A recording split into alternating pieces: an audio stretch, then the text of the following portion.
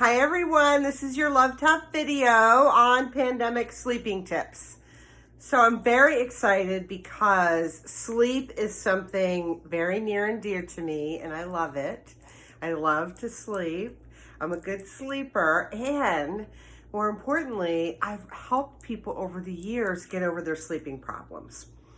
Unfortunately, with the pandemic going on right now, we have more people having trouble sleeping than prior. And there's a ton of people who have sleeping problems. So number one, there are things that will absolutely prevent you from getting good sleep.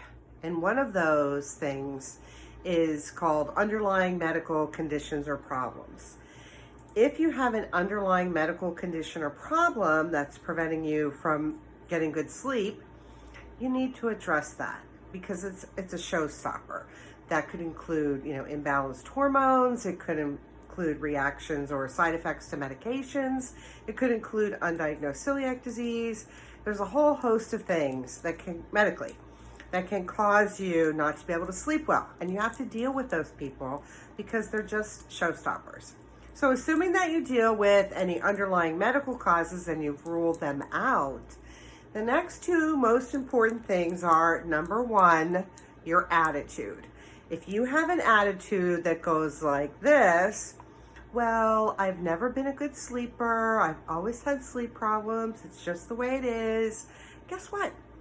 That is the way it is, and it's going to stay that way.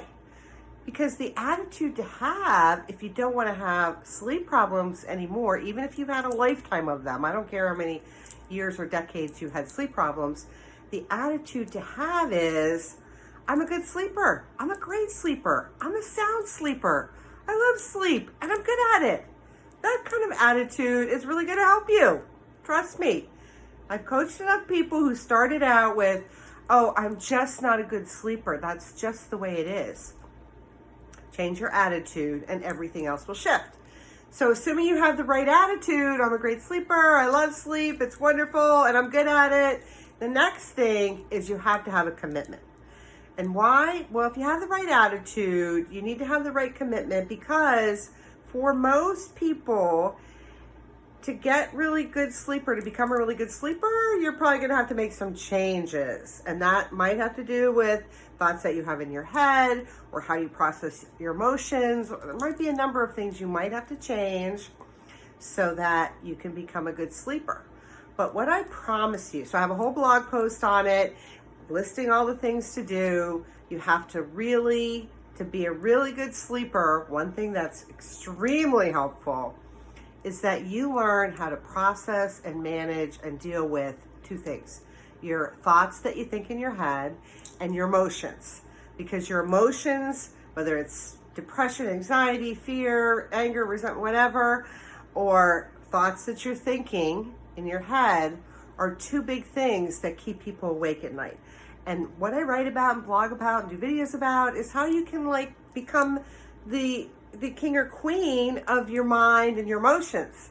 And in this video, become a good sleeper. Because people toss and turn, roll all around because they're worried or they're angry or whatever. So those are some tips to help you. Lots of more information. If you're having trouble sleeping and the video and the blog post aren't enough for you, just let me know because I am here to help you. I love helping people and sleep is so important. Thanks so much. Good night.